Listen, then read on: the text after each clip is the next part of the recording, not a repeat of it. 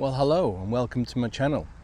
And today we are still in Albany, and we're at a place just north of town, which is called Lower King. And this is the Lower King Bridge, which connects the roads, obviously, to over the King River, and not the Calgon. The Calgon is over to the left-hand side, further up into Oyster Harbour. This actually is the bridge for the King River, and we're going to do a walk today which follows along the edge of this part of the river, or the Oyster Harbour, and out towards the famous fish traps, and then on towards the grammar school. So it's a lovely spot. We've got a reasonably nice day. It's not too warm, it's not too cold, it's okay. Bit of a breeze, so any audio rumble, apologise in advance. But I'm just going to show you this. This is being shot on the new Insta360 Lunar Ultra, which is a fantastic new camera. So here you go, and I can do some zoomed in shots too as well.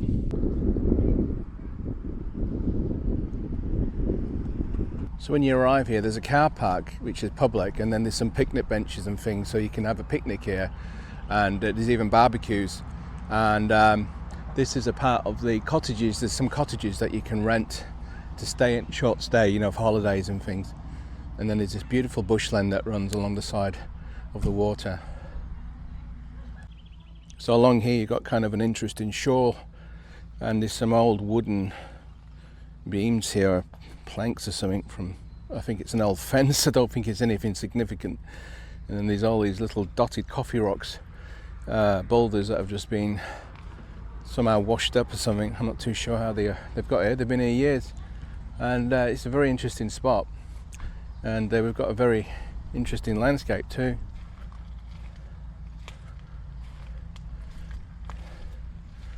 We've got an amazing arch of a tree happening here. I'm sure kids would love to come along and climb this and go into the water.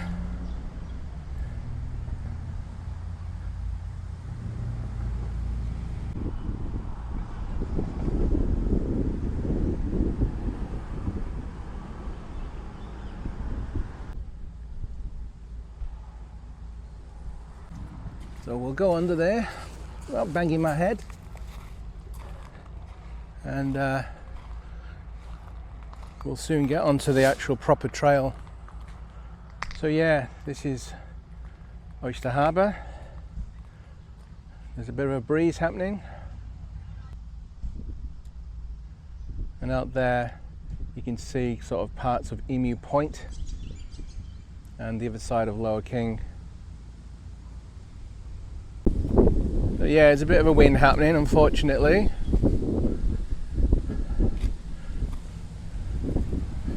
Some very old trees.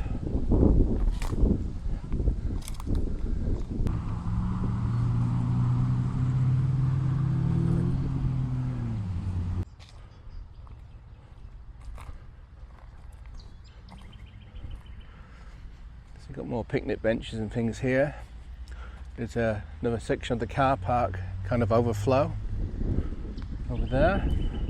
There's another picnic area with a shade over it with a roof. And over on that side is the holiday cottages called Coraki.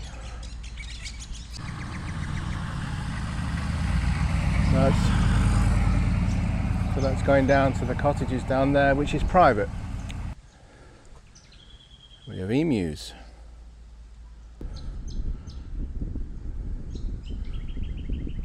So I think this is called Coraki Park, I could be wrong. Plenty of birds out today, which is nice.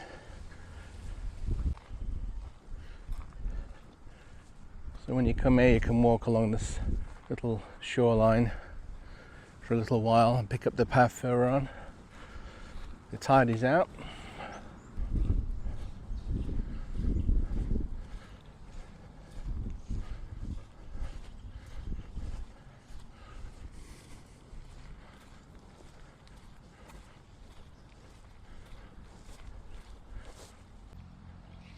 Yeah, that's one of the cottages that you can rent and stay in.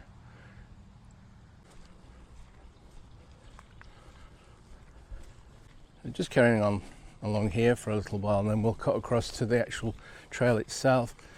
Just interesting how the tide goes out and reveals all this. It's very interesting stuff.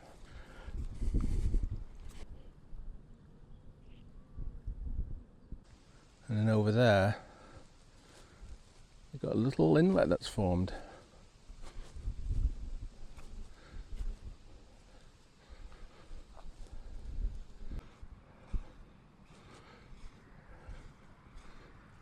And out there's a little island with some birds enjoying the sunshine.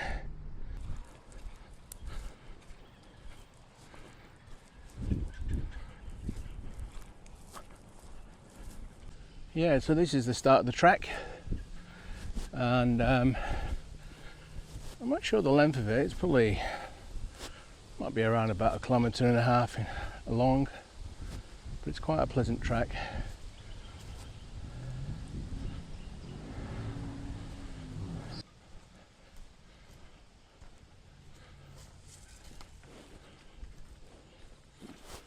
And there's a section over there we just walked to.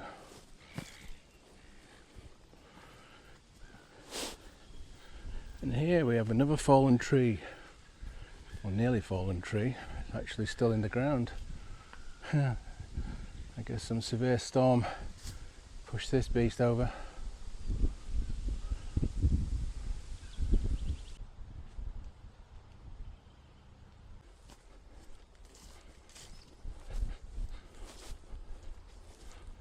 This track is obviously very popular with dog walkers.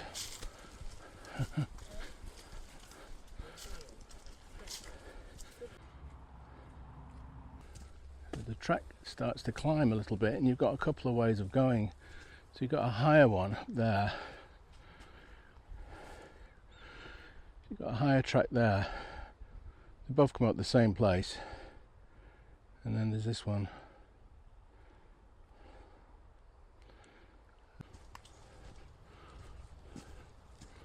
You've got to watch for the tree roots on here as well, as always.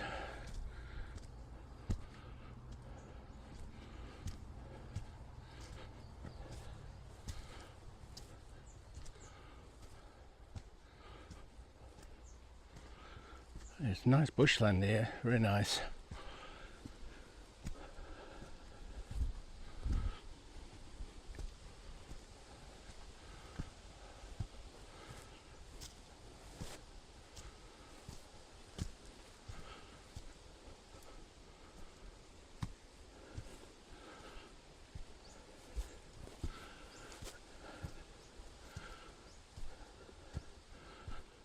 Oh, there's another dog. Hello.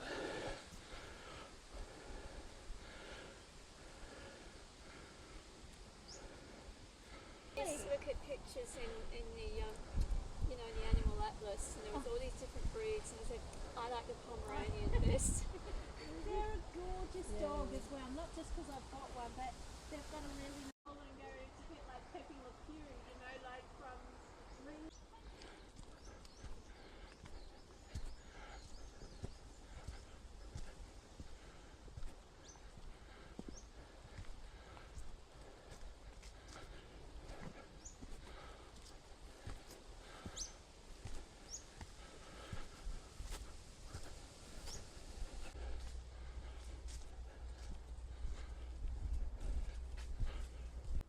And up there you've got like properties, houses up there, and very steep backyards that back onto this trail.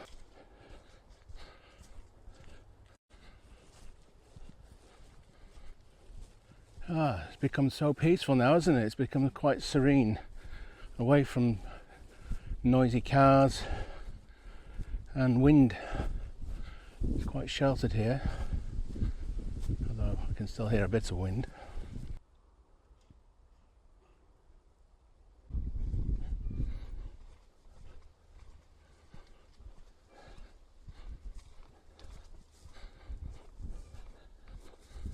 Beautiful nature on your doorstep.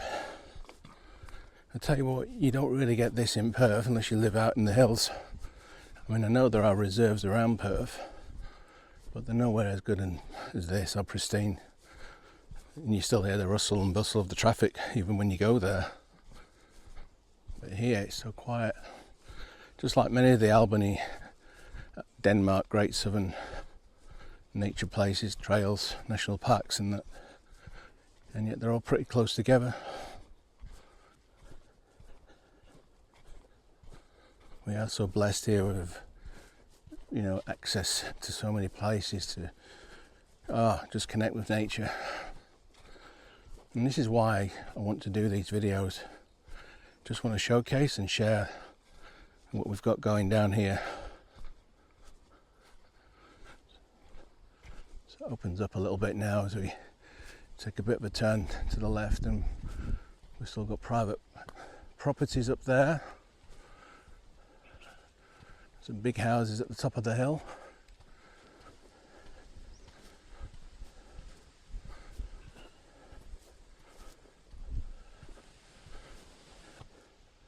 We've got these ferns everywhere. Must be some kind of asparagus fern, I don't know. Does anyone know what it's called?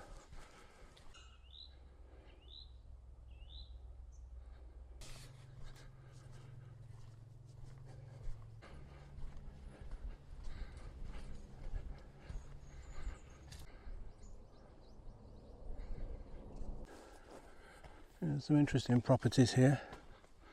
Some house up there, it's jutting out, it's got a scaffold around it. I don't know if that's because there's an issue or what. And those lemons look very nice. Yeah, there's a beautiful selection of tree ferns growing down there, wild and beautiful. Makes me feel like I'm in Tasmania or somewhere like that, or New South Wales.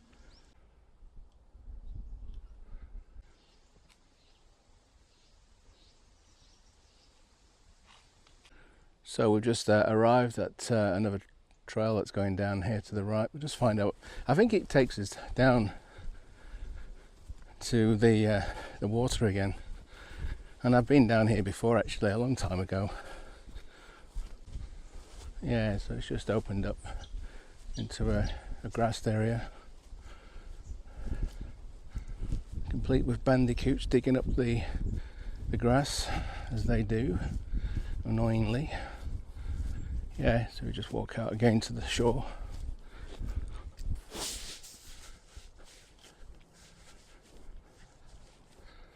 And seaweed and shells. There you go. Very peaceful.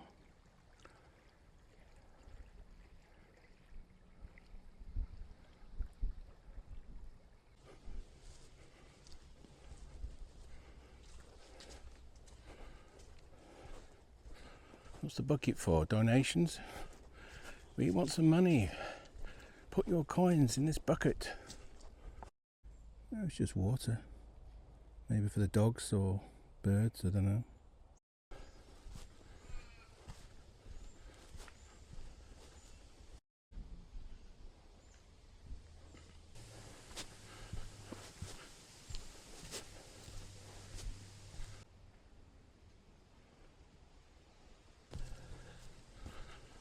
A little bit of a look out there.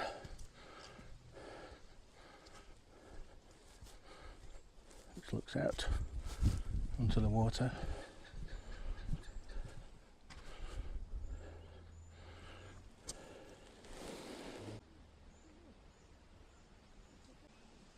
Now, I think we've got a kite or an osprey or something on that branch. Can you see it? I could zoom in a little bit more actually, but the quality will probably, yeah, tiny bit.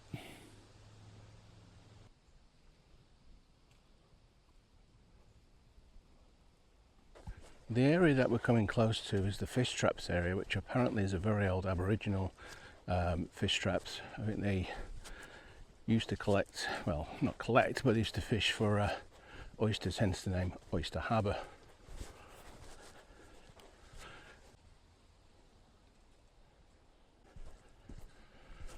So now it opens up. There's a wee bit of a housing estate here, but this is kind of the end now of the wooded sort of section. And over in the distance is the Calgon region, where the hill is.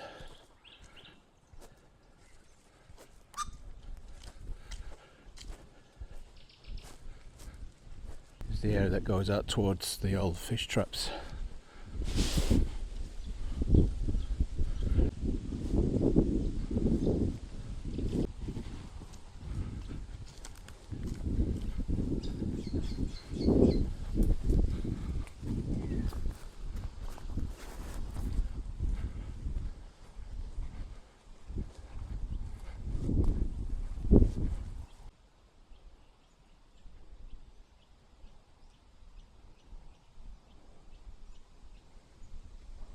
So there's a bit of an information up here kind of thing, shelter, which is all about the Oyster Harbour Fish Traps project, and then the types of fish that are to be found in the waters here. Interesting.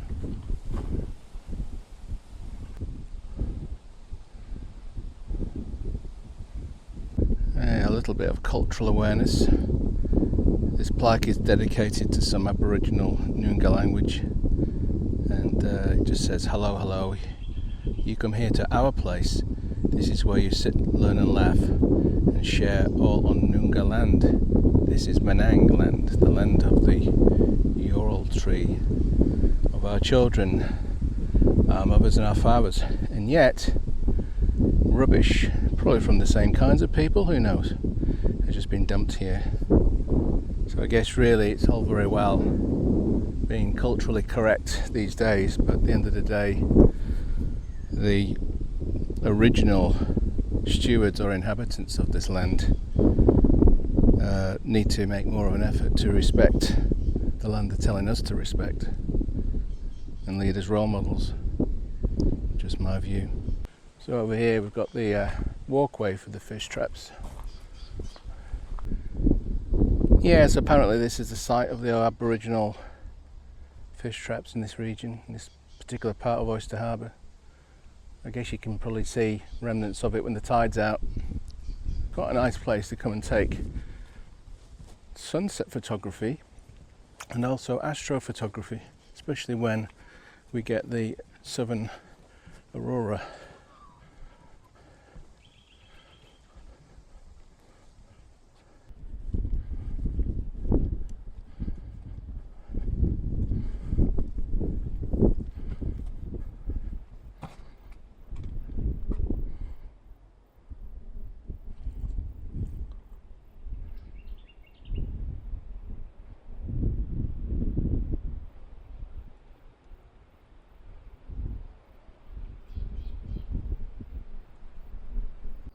Again, there's a lot of Aboriginal cultural signage and awareness and stories and things, but at the end of the day, you know, we're about also the British and European influences here through the settlement of the British 200 years ago.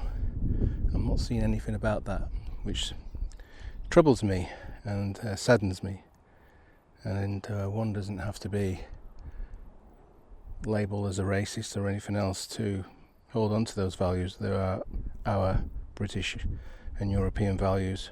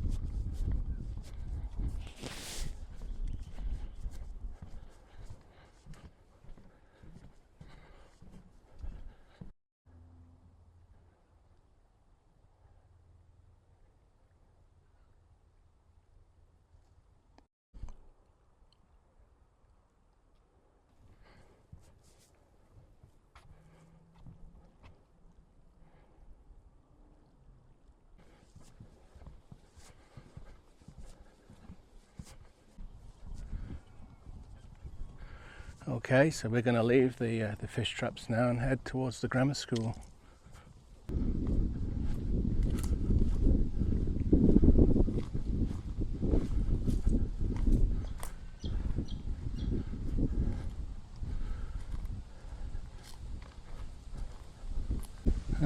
Again, we have more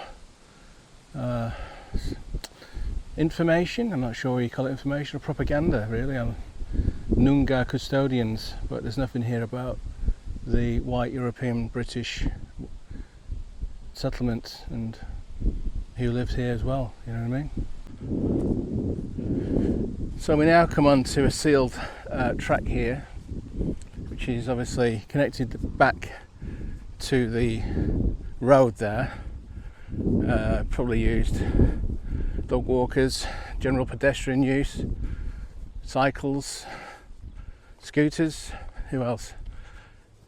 People on horses, I don't know, but anyway, general use. So, and we just have local fields, paddocks, and then on this side out towards the harbour, it's just all wetlands.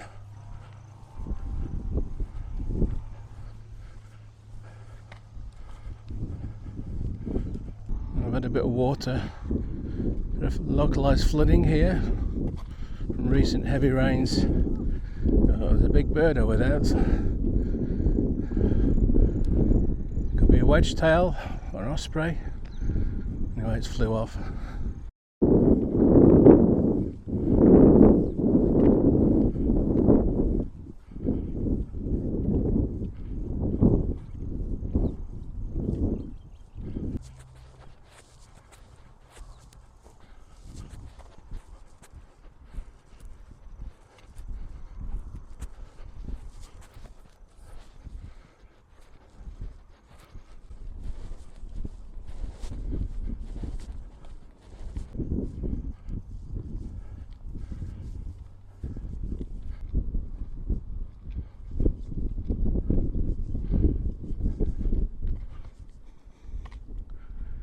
There's some Banksia flowers.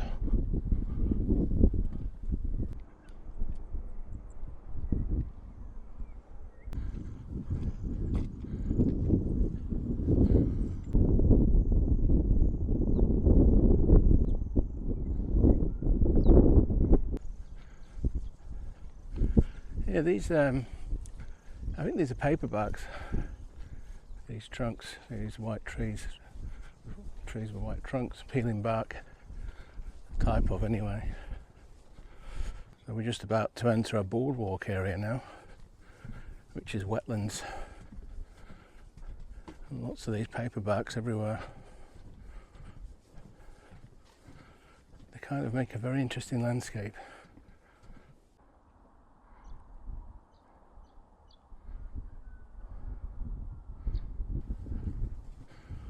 So interesting. So there's a bridge here and a little creek or brook that feeds into the Oyster Harbour, which is this.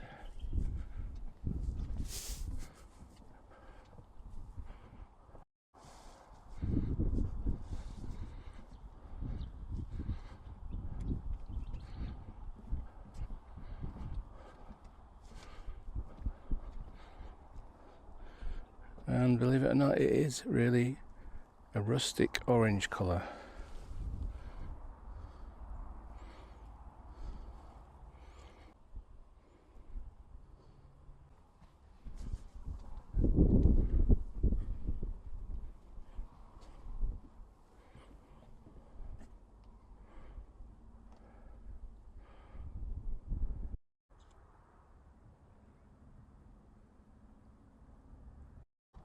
So at this end of the bridge is the grammar school area now.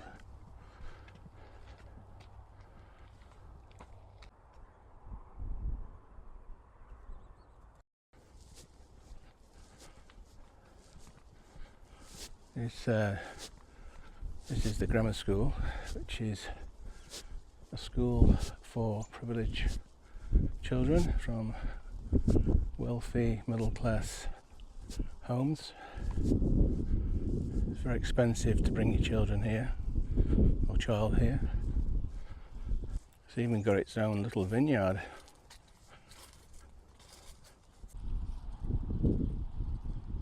Yeah, the grammar school is very woke for champagne socialist type people. They've got money, complain about capitalism, yet they love to use capitalism to line their own pockets, of course.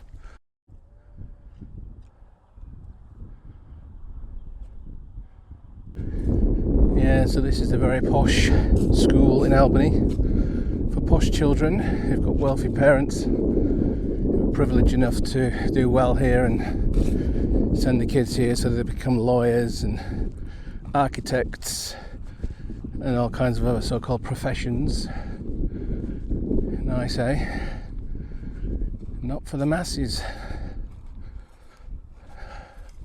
Bit too much? Yeah, possibly. Why not? Don't we all wish we came from privileged homes? Oh, we're going into the woods. Wow, not going right in, it's very swampy. Wow, look at this. Look at these paperbacks.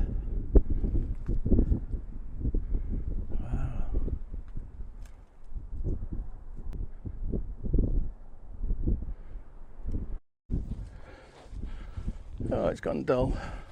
There's an interesting sort of ditch here on a culvert.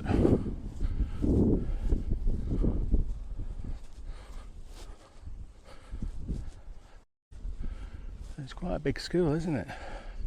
It's enormous. There's even more sections over here, I guess.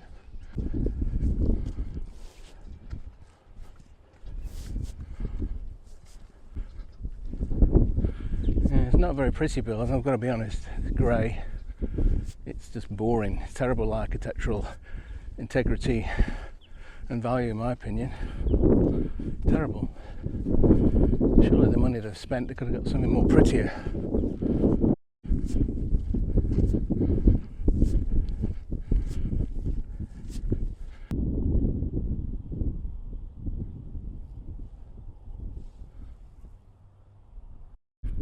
Hello. Interesting architecture there.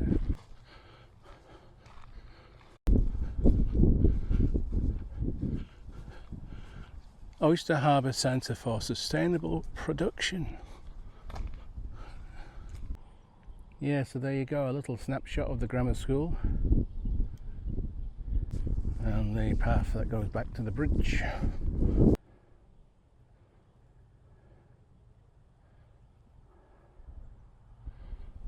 Annoying.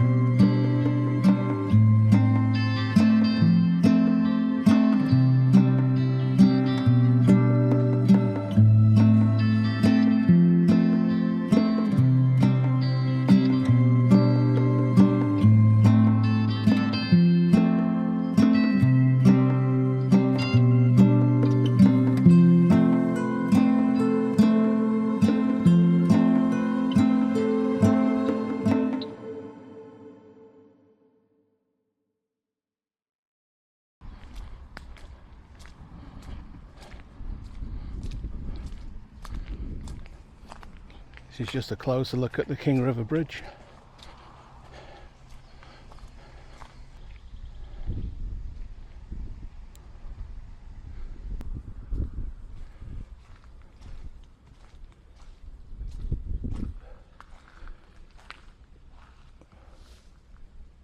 Isn't that beautiful?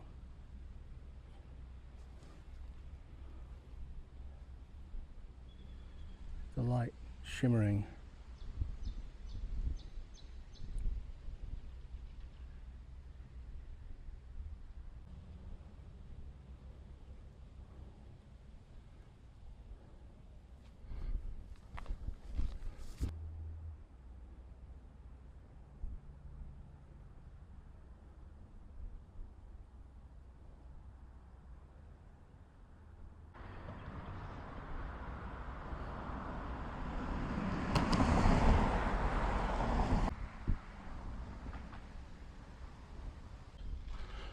Well, thanks for watching. I hope you enjoyed this video. It's a beautiful spot. I hope you can come out and visit if you're down here in Albany. Yeah, please consider liking and subscribing. It's 100% free, and so I can keep the channel going. So until next time, from Oyster Harbour is a bye for now, and have a great week.